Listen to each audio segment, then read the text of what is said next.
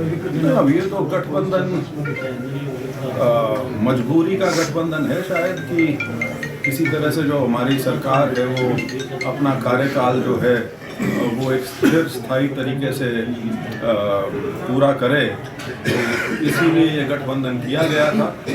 बाकी गठबंधन कितना कारगर है, ग्राउंड पर कितना कारगर है, वो तो इन चुनाव से भी दिखने ही लग रहा है कि करीब करीब हर जगह ज़िला परिषद के चुनाव में जो गठबंधन के जो दो मेन धड़े हैं, दो मेन पार्टी हैं, बीजेपी और जजपा, उनके बीच में ही ज़्यादातर कवायद चल रही थी। तो ये कोई मैं क्या कहूँ, नेचुरल चीज़ तो है नहीं, लेकिन फिलहाल है। तो बीजेपी जेजेपी गठबंधन को मजबूरी का गठबंधन बताते नजर आए। हिसार से सांसद हैं विजय सिंह, और उनका यह भी कहना है कि ये कोई नेचुरल तो है नहीं, लेकिन फिलहाल है तो है। चुनाव के दौरान भी कवायद जो सारी चली, वो ज्यादातर कवायद चली बीजेपी और जेजेपी के बीच। इस गठबंधन के साथ चुनाव को लेकर भी उनसे सवाल पूछे गए तो उन्होंने फिलहाल ये कहा कि ये मजबूरी का गठबंधन।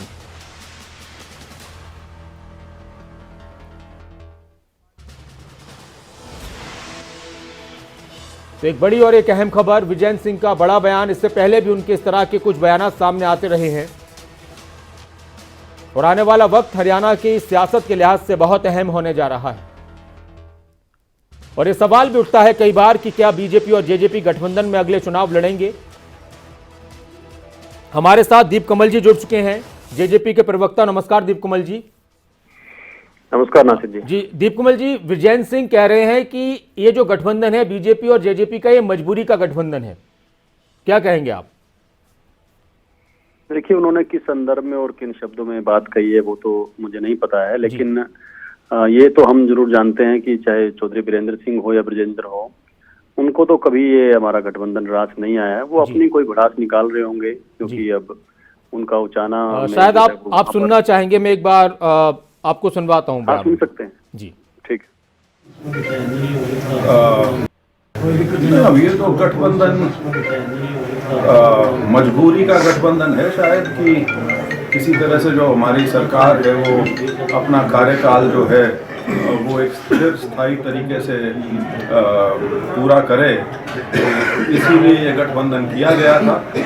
बाकी गठबंधन कितना कारगर है, ग्राउंड पे कितना कारगर है, वो तो इन चुनाव से भी दिखने ही लग रहा है कि करीब करीब हर जगह ज़िला परिषद के चुनाव में जो गठबंधन के जो दो मेन धड़े हैं, दो मेन पार्टी हैं, बीजेपी और जजपा, उनके बीच में ही ज़्यादातर कवायद चल रही थी। तो ये कोई मैं क्या कहूँ, नेचुरल चीज़ तो है नहीं, लेकिन फिलहाल वो साफ कह रहे हैं दीप कमल जी। और आपने भी कहा कि शायद उनको हमेशा से पसंद नहीं आया है, तो उनको पसंद क्यों नहीं आया ये गठबंधन, जबकि आपके नेता, आपकी पार्टी के और बीजेपी के कई नेता कहते हैं कि बहुत ही मजबूत गठबंधन है और अगले चुनाव भी इसी गठबंधन में लड़ेंगे?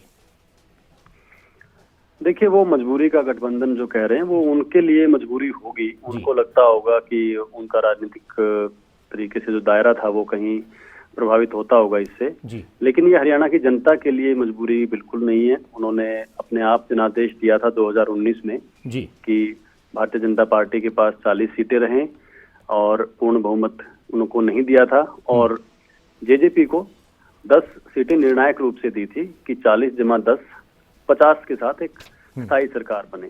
तो ये जनादेश हरियाणा की जनता का है, उन्होंने खुद दिया है, खुद तय किया है। उनके हाथों में जो है वो इलेक्ट्रॉनिक वोटिंग मशीन के बटन थे, वो दबाकर उन्होंने ये संख्या दी है हरियाणा की विधानसभा में।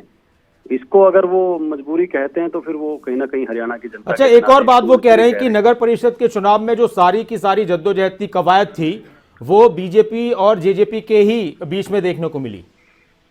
एक तरीके से शायद वो ये भी कहना चाह रहे हो कि लड़ाई देखने को मिली। नहीं, देखिए, इसका पहलू एक ये भी तो है कि जो विपक्ष, चाहे वो कांग्रेस के लोग थे या और थे, वो ये कहते थे कि उनके समर्थन वाले पार्षद जीत कर आए हैं। अब वो कहाँ हैं? सारे ही तो गायब हो गए हैं।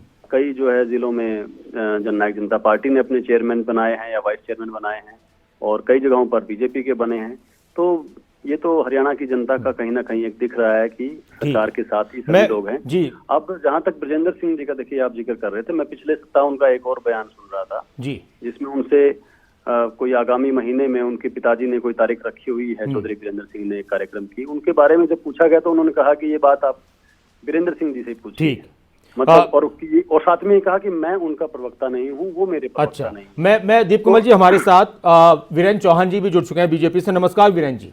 मैं मेरी बात एक बार पूरी कर लूं। अच्छा, आप कर लीजिए पूरी। हाँ, सेकंड के साथ कि उन्होंने ये कहा कि मैं मेरे पिताजी का प्रवक्ता नहीं हूं और मेरे पिताजी मेरे प्रवक्ता नहीं है। अच्छा, तो क्या वहां पर भी कोई मजबूरी है? मुझे लगता है कि वो कुछ थोड़ा सा कंफ्यूज हैं, थोड़ा सा बिना सोचे या किसी हड़बड़ाहट में बात कर रहे हैं। बड़े लंबे समय बाद मैंने अभी देखा वो शायद उचाना के गांव के दौरों पर हैं, तो किसी तरीके से चर्चा में आना चाहते होंगे। कोई लोग सवाल पूछ लेते हैं तो जवाब देना है। अब वो अपने मन से ये तो नहीं कहेंगे कि उनके पिताजी को हराकर जो विधायक बने उचाना से और प्रदेश के डिप्टी सीएम हैं और वो बड़े अच्छे नेता हैं या बड़े खुशी के साथ हम उनके साथ काम कर रहे हैं। ठीक है, लेकिन राजनीतिक रूप से मुझे लगता है कि उनको थोड़ी और स्पष्टता। मैं एक प्रतिक्रिया डॉक्टर वीरेंद्र चौहान जी की। चौहान साहब, विजेंद्र सिंह कह रहे हैं कि बीजेपी जेजेपी का गठबंधन मजबूरी का गठबंधन है। ये नेचुरल तो है नहीं, लेकिन अब क्या करें, है तो है। क्या कहेंगे? देखिए, मुझे लगता है कि हालांकि उन्होंने किस संदर्भ में, किस पृष्ठभूमि में, किस सवाल के जवाब में ये बात कही, उसको जाने बिना आपने मुझे सहसा इस पर टिप्पणी करने के लिए जोर दिया। अगर वो ये उनसे पत्रकारों ने पूछा कि इस गठबंधन के साथ क्या चुनाव लड़ा जाएगा, तो उन्होंने कहा कि ये तो मजबूरी का गठबंधन है। तो देखिए, मैं तो सिर्फ इतना कह सकता हूं भारतीय जनता पार्टी के प्रवक्ता के नाते, जैसे अभी कहा दीप कमल जी ने कि वो स्वयं अपने पिताश्री के प्रवक्ता भी नहीं हो सकते और उनके पिताश्री उनके प्रवक्ता नहीं हो सकते।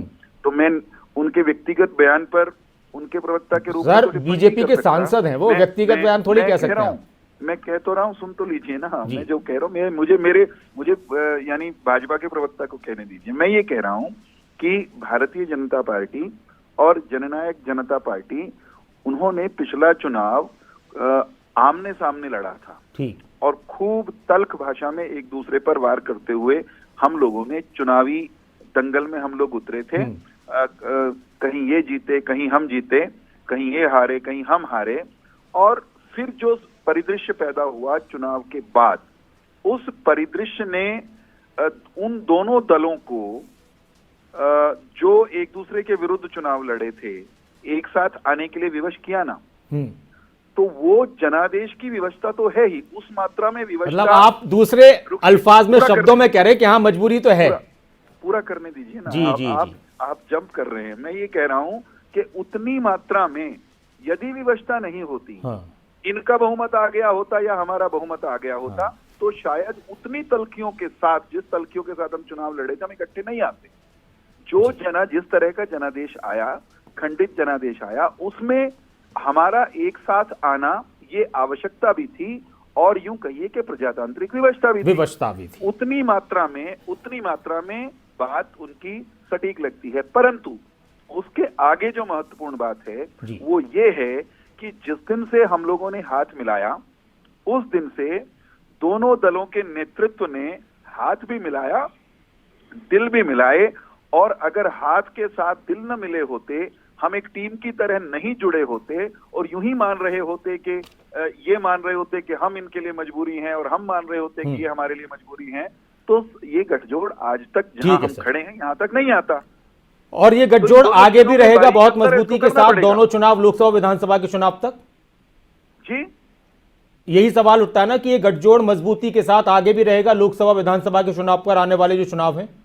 भारतीय जनता पार्टी और जजपा की लीडरशिप, टॉप लीडरशिप, मैं और दीप कमल जी शायद उसमें नहीं है अभी, हमारी लीडरशिप जैसी परिस्थितियां होंगी उचित समय पर उचित निर्णय करेंगे। ठीक है सर। हम आज एक साथ हैं, हम निरंतर एक साथ चलने के लिए संकल्पबद्ध हैं। ठीक है सर। जैसी जब परिस्थितियां होंगी निर्णय ले लिया जाएगा। ठीक है सर। दीप कमल जी, आखिरी प्रतिक्रिया, आपके हिसाब से आवश्यकता का ज्यादा है, विवशता का ज्यादा है गठबंधन?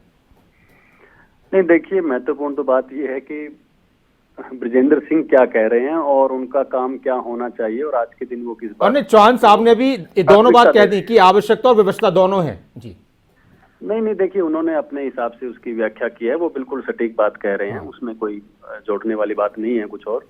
मैं लेकिन ये चाहता हूँ कि जब उचाना के गांव में, जहां उनके पिताजी की इतने 40-50 साल की मेहनत है, वहां पर जब ब्रिजेंद्र सिंह अब गांव के दौरे पर हैं, तो वो एक परिपक्वता का ज्यादा अच्छा परिचय दें, क्योंकि ये बड़े जागरूक लोग हैं जो ये जींद उचाना के लोग हैं, ये देखते हैं, इन्होंने हर लिहाज के नेता देखे हैं, वीरेंद्र सिंह देखे हैं, रणदीप सुरजेवाला देखे हैं, चौधरी ओम प्रकाश चौटाला देखे हैं, अब दुष्यंत चौटाला को की परिपक्वता को देख रहे हैं, तो वो ये आंकेंगे कि ये जो हमारे सांसद हैं ये किस रूप में और किस दिशा में बात करते हैं, विकास की बात करते हैं, इलाके की बात करते हैं, या राजनीतिक टिप्पणी भी अगर करते हैं तो उसके अंदर कितनी मेच्योरिटी है और कितना ठहराव है उसके अंदर। ठीक है सर, ये ज्यादा महत्वपूर्ण। बहुत शुक्रिया दीप कमल जी खबर अभी तक के साथ जुड़ने के लिए। डॉक्टर वीरेंद्र चौहान साहब आपका भी बहुत शुक्रिया खबर अभी तक के साथ जुड़ने के लिए। विजेंद्र सिंह बीजेपी सांसद, वो कह रहे हैं कि ये गठबंधन बीजेपी और जेजेपी का गठबंधन मजबूरी का गठबंधन है। बीजेपी के प्रवक्ता डॉक्टर वीरेंद्र चौहान ने कहा कि देखिए ये आवश्यकता और व्यवस्था दोनों का गठबंधन है। दीप कमल कह रहे हैं कि विजेंद्र सिंह का जो बयान है वो अपनी राजनीतिक जमीन खिसक रही है, शायद इसलिए बोल रहे हैं, और उनको ये देखना चाहिए कि वो क्या बोल रहे हैं, और उचाना के लोग भी, जिस हलके में वो इस वक्त मौजूद थे, वो लोग भी समझेंगे कि उनके नेता क्या बोल रहे हैं।